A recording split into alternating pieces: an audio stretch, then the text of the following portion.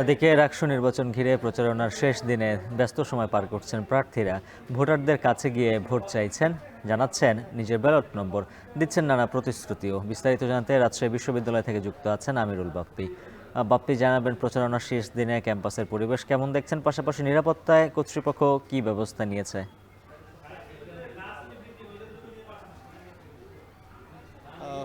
উজ্জ্বল, আজ যে শেষ দিন, এটা কিন্তু একদম ক্যাম্পাসে যদি বাহিরের কেউ ঢোকে তাহলে ঢুকলেই বুঝতে পারবে যে আজকে রাকসু নির্বাচনের যে প্রচারণা সেটির শেষ দিন। কারণ আমরা দেখেছি সকাল থেকেই প্রার্থীরা যেভাবে প্রত্যেকটা স্টুডেন্টের কাছে, প্রত্যেকটা শিক্ষার্থীর কাছে গিয়ে যেভাবে ভোট চাইছেন, যেভাবে নিজেদের প্রতিশ্রুতিগুলো বয়ান করছেন এবং দাবি করছেন যে তারা যদি জয়ী হয় তাহলে যে ক্যাম্পাসের এই শিক্ষার্থীদের যে দীর্ঘদিনের যে বিভিন্ন দাবি দেওয়া আছে, সুযোগ সুবিধা থেকে বিভিন্নভাবে বঞ্চিত ছিল, সেগুলো নিয়ে তারা কাজ করবেন, এই কথাগুলোই বারবার উঠে আসছে। এবং যে যারা প্রার্থী আছেন সব মিলিয়ে প্রায় 905 জন প্রার্থী, তারা কিন্তু একদম শেষ মুহূর্তে একদম তাদের দম ফেলার ফুরসত নেই বলা যায়। তারা একদম সবার কাছে গিয়ে গিয়ে ভোট চাইছেন। এবং যে আজকেই যেহেতু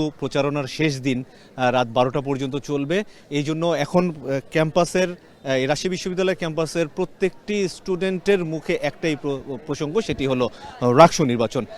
আপনি যেটি জানতে চেয়েছিলেন যে নিরাপত্তার যে বিষয়টি, সেটি গত কয়েকদিন ধরেই আলোচনার মধ্যে আছে এবং নির্বাচন কমিশনার জানিয়েছেন যে নিরাপত্তা নিয়ে কোনো ধরনের তাদের কমতি নেই এবং সম্পূর্ণভাবে তারা প্রস্তুত এই রাকসু নির্বাচনের নিরাপত্তার ক্ষেত্রে। এখনো পর্যন্ত তারা যেটি বলছেন যে 95% কাজ শেষ হয়ে গেছে ইতিমধ্যেই, এবং বাকি যে 5 ভাগ কাজ, যেমন ভোট কেন্দ্রগুলো রেডি করা, সেটি আজ বিকাল থেকেই শুরু হয়ে যাবে এবং কালকে সারাদিন ধরে এই কাজগুলো চলবে যতটুকু আমি জানতে পেরেছি। জানিয়ে রাখি যে প্রায় 35 বছর পর রাকসু নির্বাচন হচ্ছে। এর আগে দুর্গাপূজার ছুটির আগে হওয়ার কথা ছিল, তখন দুর্গাপূজার কারণে সেটি পিছিয়ে যায় এবং তার পরবর্তীতে একটা নতুন তারিখ ঘোষণা করা হয়।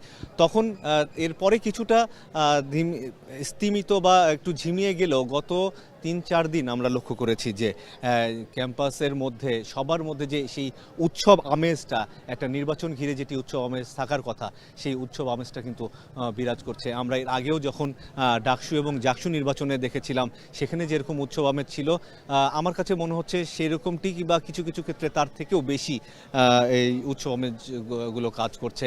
এবং প্রার্থীরা শুধু ক্যাম্পাসের ভিতরে নয়, ক্যাম্পাসের বাইরে বিভিন্ন যে ছাত্রাবাসগুলো আছে, শিক্ষার্থীদের আবাসস্থলগুলো আছে, সেখানেও তাদের প্রচারণা চালিয়ে যাচ্ছে বলে আমরা জানতে পেরেছি। এবং কোনো প্রার্থী আসলে বসে নেই এবং সাধারণ শিক্ষার্থীরাও বলছে যে তাদের দীর্ঘদিনের যেসব চাওয়া পাওয়ার যে হিসেব নিকেশগুলো আছে, তারাও শিক্ষার্থীরা অর্থাৎ যারা ভোটার আছেন তারাও সেই চাওয়া পাওয়ার হিসেব নিকেশগুলো করছেন, তারা ইশতেহারগুলো শুনছেন এবং বিবেচনা করে দেখছেন যে কারা তাদের সেই চাওয়া পাওয়া পূরণ করার মতো বেশি সক্ষমতা রাখে এবং তারা সেই দিকেই তারা ভোট দিয়ে তাদের পছন্দের প্রার্থীকে এই নির্বাচিত করে আনবেন বলে এখানকার শিক্ষার্থীরা বলছেন। তো সব মিলিয়ে রাকসু নির্বাচনের যে শেষ মুহূর্তের যে ব্যস্ততা, সেটি আমরা লক্ষ্য করছি এবং এই বিকেল সময় সাধারণত ক্যাম্পাসে স্টুডেন্ট কমে যায়, কিন্তু এখন পর্যন্ত কমেনি।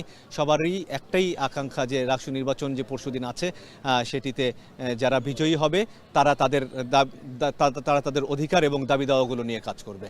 তো উজ্জ্বল, এই ছিল আমার কাছে রাকসু থেকে সবশেষ অবস্থা।